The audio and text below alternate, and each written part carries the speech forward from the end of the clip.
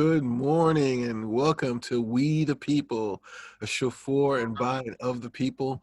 My name is Rhodes Pierre. I am your host, and I'm always happy to bring in a very interesting and fun guest. And this week, without any exception, I think I woke him up. We have our guest. He's lucky to have him with us, and he agreed to spend some time with us and tell us a little bit about some of his latest projects. And this is Winsky Norseed, producer, creator of Museum TV. Basically a local showcase or in national showcase of hip-hop artists and movers and shakers in the field, up and coming artists. And I just wanted to kind of ask you a little bit about Museum TV and how it got started, where do you see it going, and all that kind of good stuff. And I know you had spoken about having 2 good weeks last week, so I don't know if you want to share that with us as well. So good morning, Winsky, and welcome to the show. Thank you again for agreeing to do this with us. I know, this is kind of short notice, but like I said, I was hoping that the people can actually catch it a little bit, hear a little bit about you. No, I appreciate it, man. So, yeah, how did Museum TV start? It really just started. It really just started from taking a look at what was needed around me. I felt like there was a lot of talent in the city, and they weren't necessarily getting the recognition that they deserve. So that's kind of like the seed to it all. Just wanting to help what I see can be helped. Okay. And then so, like you said that you saw a lot of talent that wasn't being recognized. Like, where weren't they being recognized? From a national level, from a level that they would like. That's what every artist will tell you. Okay. And then so you basically launched this platform to give them kind of some more exposure? Yeah,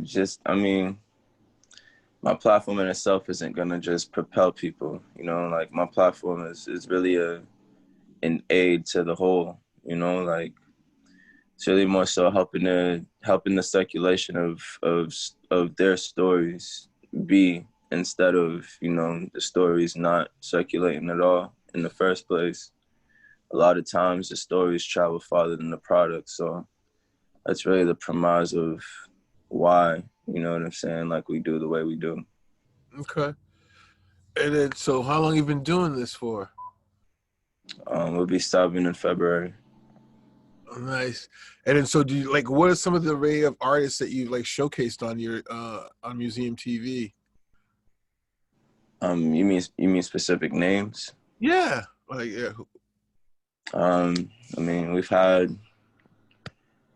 We've had people like Joyner Lucas, who's from Massachusetts, Grammy winner, currently goes out with Ashanti apparently. We've had Jay Critch out of New York, Brooklyn. He signed to Rich Forever. He signed to Rich Forever, which was Rich the Kid's label. Most recently had Benny the Butcher. We've had Ty Dolla $ign. We've had, just a multitude of people, bro. TK Kravitz most recently. Just a multitude of people. Is TK Kravitz related anyway to Lenny Kravitz? Nah, he's not.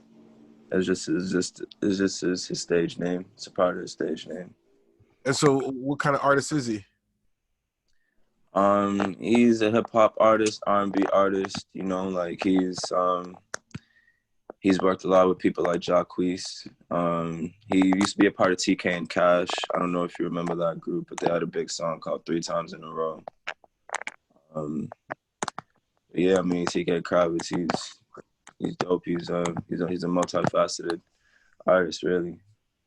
But it was dope to get with him, and he's doing his thing, and it's just good to see these stories spread, especially for just young creatives here, to see that somebody like myself, I don't really puff myself up. I try to keep as normal as possible, just so they can realize that they can do it themselves as well. It's not just just because you're from Boston thing, you can't really make anything jump thing.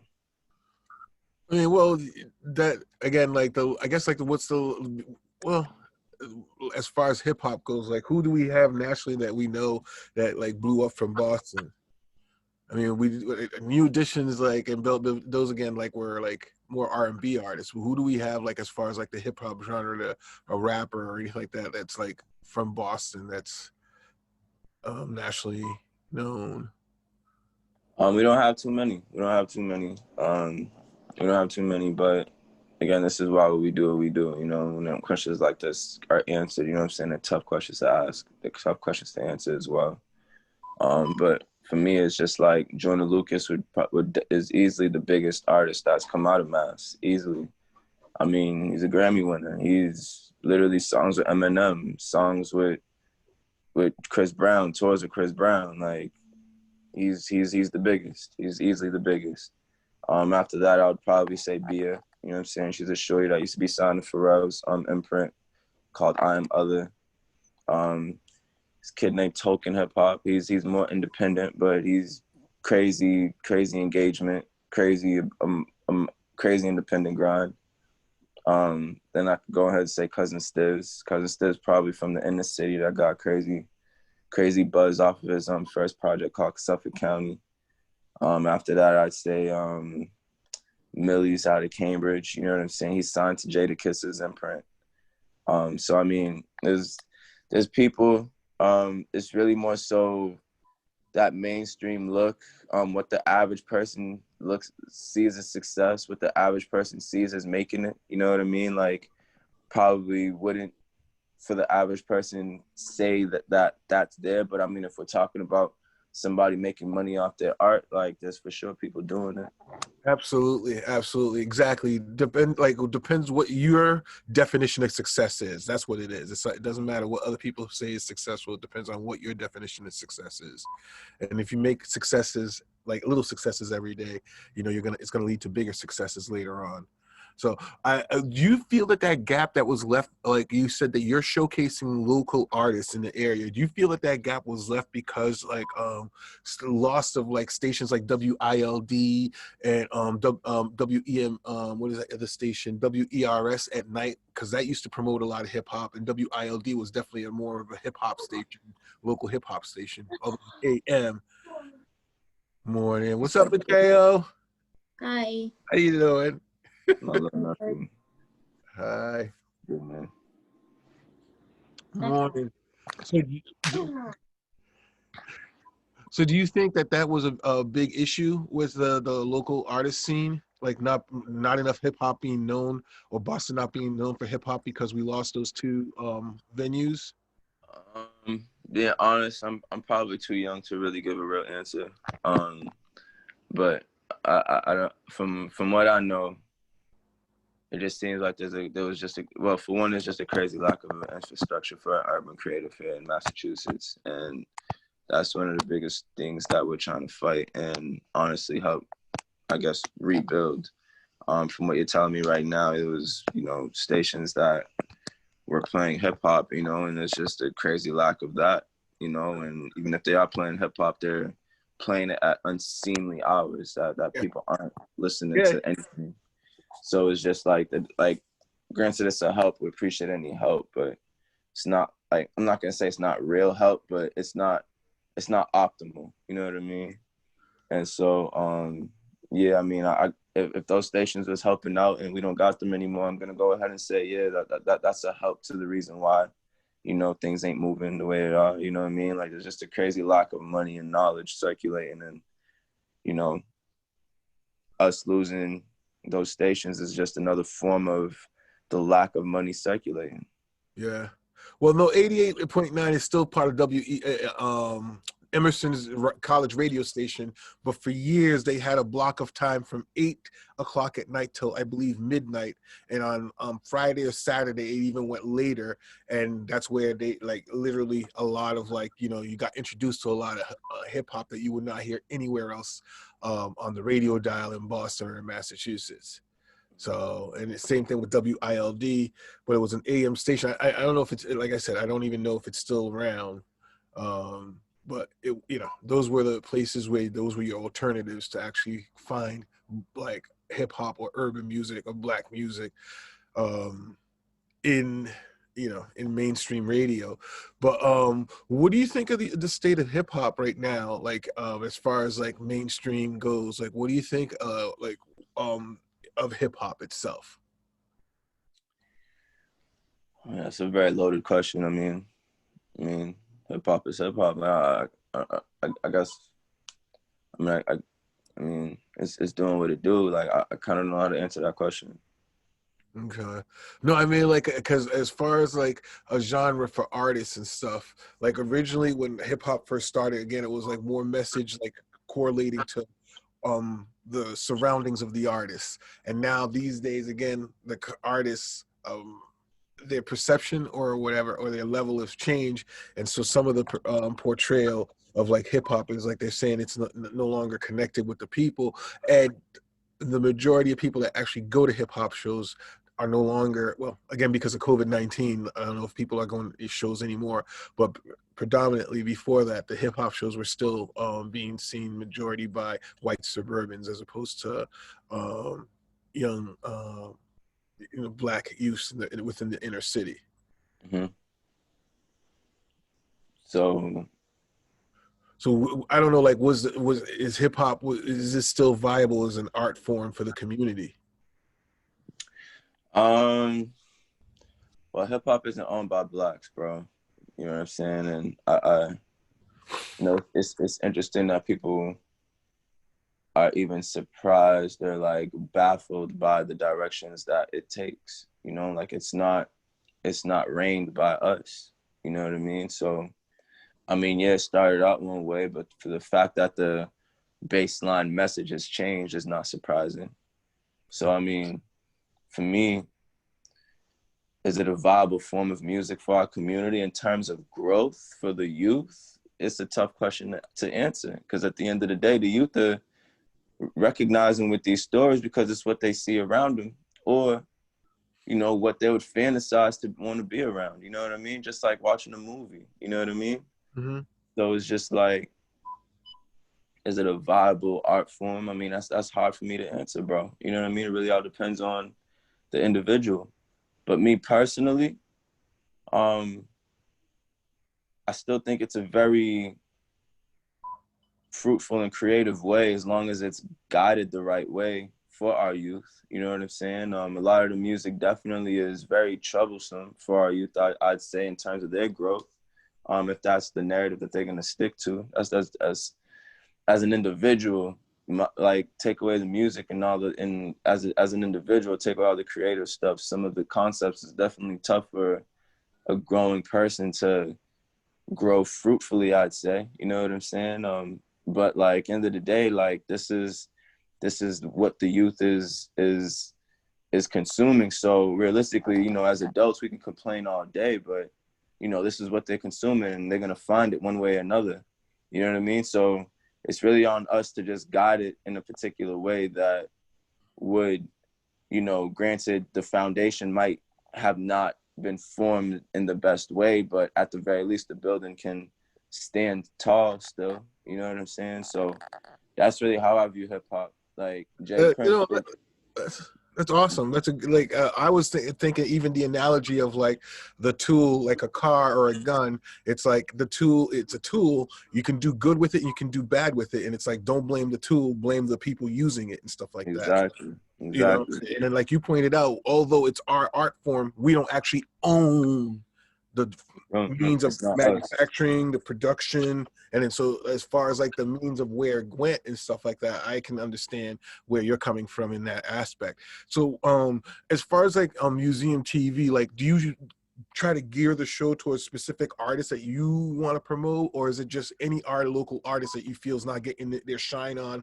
or is not getting enough love from the mainstream media that you pick out? Well, at this point, there's so many people making music that it's really ridiculous to tell yourself that you're gonna keep up with music releases. Oh wow. It's it's it's beyond ridiculous, honestly, because literally anybody can make a record and just put it out. Like there's not walls keeping people away from creating like they used to be. So as a platform, I think now it's really your duty to do your due diligence still in terms of looking and finding for artists, yes, but you also got to understand that you're not gonna, you know, be aware of everything, and you need to let the audience and people understand that as well. So you actually, you know, buy yourself that time to take your time. You know what I'm saying, with what you're doing. And for me, it's like um, I more so gear myself towards stories that I feel I would respect and be inspired by. You know what I'm saying? Like I feel like I'm like, you know, I don't want to say a stern person, but like I always look for motivation. I'm always looking for inspiration. That's how I keep my fuel going. So if I can spread those same stories that keep me going, or stories that I feel would keep me going to other people, and people kind of view me as a motivated person, then I feel like, you know, we can connect and, you know what I'm saying, transfer that energy. And that's more so what I do. I more so look for stories that I feel I'd be inspired by, and then go ahead and tell that to other people who's really doing things that, you know, are those quote unquote bragging rights. Like if I was to brag about this, who would really care? You know what I'm saying? It's a lot of people bragging about things that just don't, that just don't even matter realistically if you genuinely have any real knowledge. It's like somebody bragging about their come up when you know it's cash flow that's king. You see what I'm saying? So it's things like that. You know, you just over time just become more aware. But yeah, like I more so want to tell stories that I want to tell stories. So when I'm in front of somebody that I don't know, the manner that I'm telling that story is very important for them to then want to follow the person that I'm telling them about. If I'm not enthusiastic or, you know, in love with your story, and I probably shouldn't be the person telling the next person about it. That's how I look at it. Okay. And then like as far as like communicating that level of like their story, like what about their story you said is it the motivation and inspiration that keeps you going? Like is it like the struggles that they face, or what like Yeah, attracts you yeah. to the Like everybody wants to paint this perfect picture. Everybody wants things to be good, but it's really in the margins that we learn anything and grow. You know what I'm saying? These are all things that we know. You know what I'm saying? But you know, people want to shy away from what's actual fact. So it's all the ugly times where we really learn things. You know what I'm saying? We don't learn nothing from compliments. So that's the reason why I'm also go towards people that's shown some sort of resiliency, and, you know, granted they have literally no type of resources, still making something happen. Like that's what I respect. You know what I'm saying? Like you had everything and you did what you were supposed to do. Like that's not very inspirational to me. Like, and there's nothing wrong with that. You're doing what you're supposed to do. You know what I'm saying? But we need to stop praising people for doing things that they're supposed to be doing. You know what I'm saying? Like realistically, it's like giving out participation awards. Like I don't respect that part of society. Um, but for me, it's just like, you know, like if I was to tell a disenfranchised person your story, would like what kind of motivation would they get from that? You know what I'm saying? It's just like that young black kid in the hood or the projects or whatever, you know, stereotypical cliche setting that, you know what I'm saying, they have us in. yeah. It's like if I tell that kid that story, how like you know what I'm saying, like what sort of juices is gonna be flowing after that story's told? You know what I mean? Like stories and mnemonic devices as people we learn, you know, through mnemonic devices usually, and the story is a form of that. You know what I'm saying? Yep, yep, yep. No, because like it's funny what I do. Like my day jobs, I do comedy. I'm an ordained minister and stuff like that, and I also like sling life insurance. But they always tell you tell a story because people don't understand the product; they understand the story. So it's Yeah, like if you can connect with people, the best way to connect with them is through a story. You have it's very neat, and like you said, it's like it's got a beginning, a middle, and an end. And if you can tell a compelling enough story, people are drawn into it and even want more afterwards. You know, as the Hollywood rule is always leave them wanting more. yeah, Mhm. you know, And then, so like, you're talking earlier in regards to, okay, like, hey, you don't believe in participation and rewards and all that kind of stuff. And the idea of like, what the kind of society that is.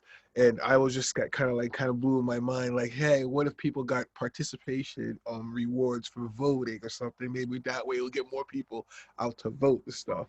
I But mean, shoot, maybe they need to start you know, reverse engineering those type of sentiments, bro. Yeah, you know what I mean? no, because adults, I think, need some sort of incentive, I guess, to take care of themselves. Because if they're not taught to do that as kids, like, Yeah. all the decisions are made for them. If they're not taught to make the decisions or be involved in the decisions that are being made for them, like, they won't take responsibility, I don't think, for their own actions and stuff. No, 100%, bro. 100%. Accountability is a big thing. You know what I mean? It's just like worldly concepts, like, hearing that the world is a good place, but you see all this nonsense happening. It's just like, how many, like, at Yeah, what point in time do you realize you're being lied to? You know what I'm yeah, saying? yeah. So at what point in time do you realize you're being lied to? And at what point in time do you transmute that energy towards, positive action? You know what I'm saying? Being that change you want to see around this nonsense. You know what I'm saying? So, Absolutely. it all boils down to the individual, bro. Yeah, yeah, and it's like, and I know you were talking about a book that you recently picked up, and the book was called "What Would the Rockefellers Do?" Yeah. Uh, I'm forgetting the guy's name, man. It's like something Guntherson or something like that. yeah, yep, yep. Something. So that's a good book, again, to give it a good plug for people in the community to read. But there's another book I was thinking of, the one that was written by Napoleon Hill.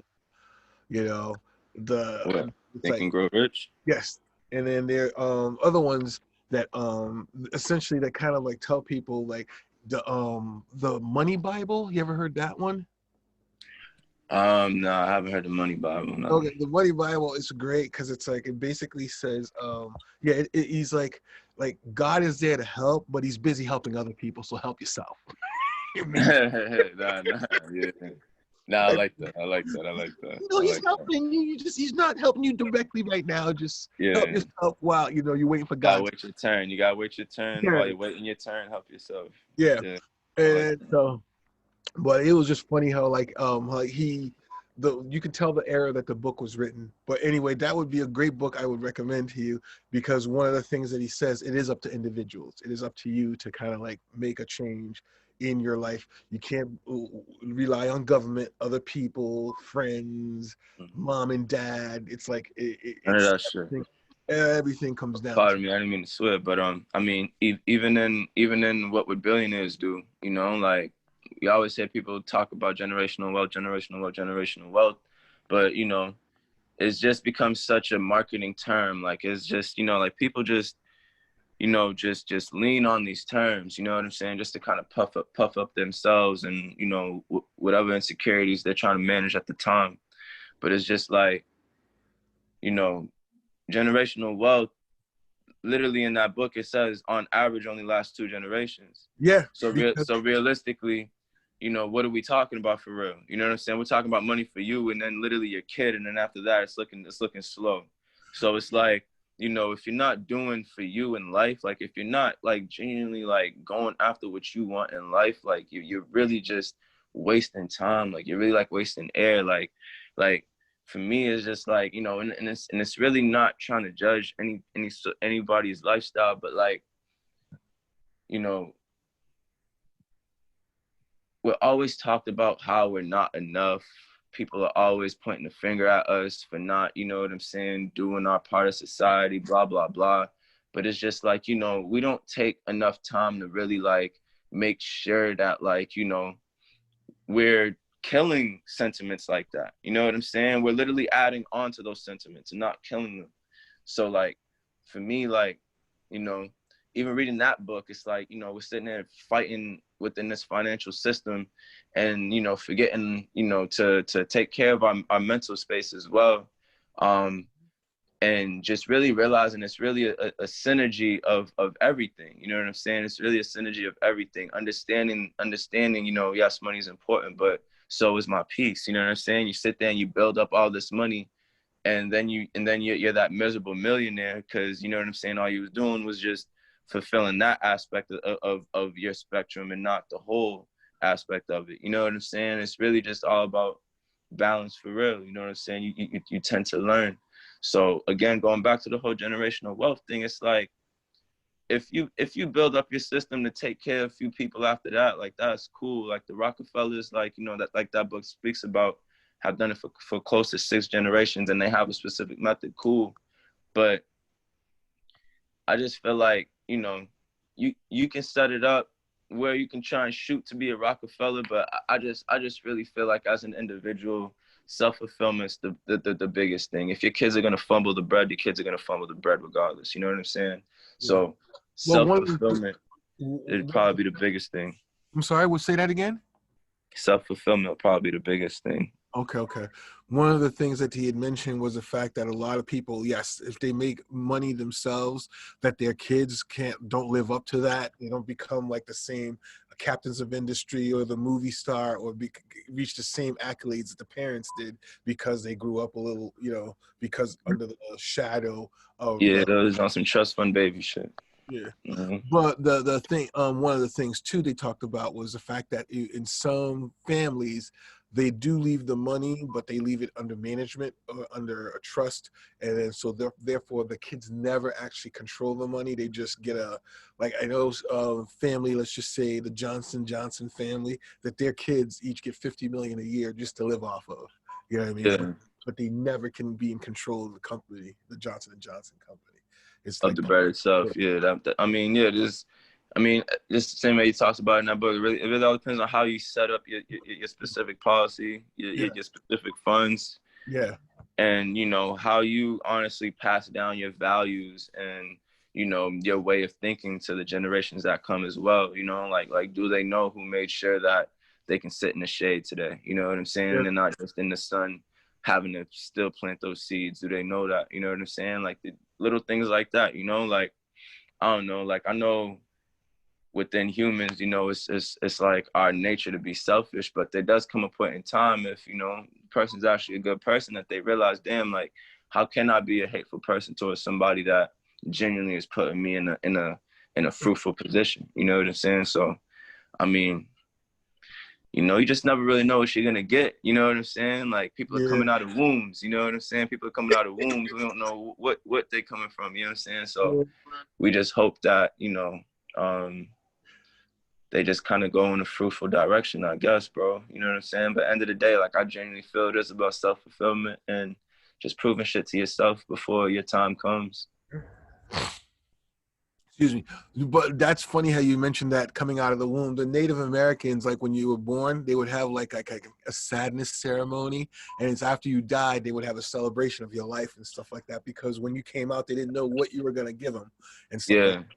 So they were 100%. Just, you know, like, and then again, their naming ceremonies and stuff like that. But in that aspect, as far as like you saying self-fulfillment is the way to go, and that's how you achieve greatness and stuff, like what do you do like to kind of like do that to kind of keep yourself to keep your goals and ideas focused so you stay on that path for yourself? I respect myself, respect my time, respect what I'm trying to do first. Everything else falls prey to that. You know what I'm saying? You know, what you really put your mind towards is what's eventually gonna manifest. Like there's just no way around that. You know what I'm saying? Like thoughts plus conviction equal manifestation. You know what I'm saying? And it's just really up to you not to lie to yourself about what you're really trying to do, and you know what you're trying to press on to people. You know what I mean? Like, what's the first thought that comes to people's mind when they think of your name? You know what I mean? Like things like that. So I mean, yeah, like that's how I keep myself going. Just honestly, just finding real happiness through growth. You know what I'm saying? Like even when I'm going through lows, it's like, you know, you're just setting yourself up to eventually touch that high again. You know what I mean? And even after a while of going through that cycle of seeing highs and lows, then you start to realize that baseline that's hidden within those highs and lows. And then, you know, you find that baseline, and then now it's just like, yo, like this is me right here. This is where I'm at. Like this is what I'm doing. This is where I'm going. And you know, that's eventually what you find. And I feel like, you know, I've sort of found that baseline where, like, you know, nobody really needs to tell me what I need to do or what I want to do. Like, you know what I mean? Like it's just you know, like this is just me. Like this is what I've, you know, accumulated, you know, like accumulated experiences, you know what I mean? Like all of that has gotten me to just here.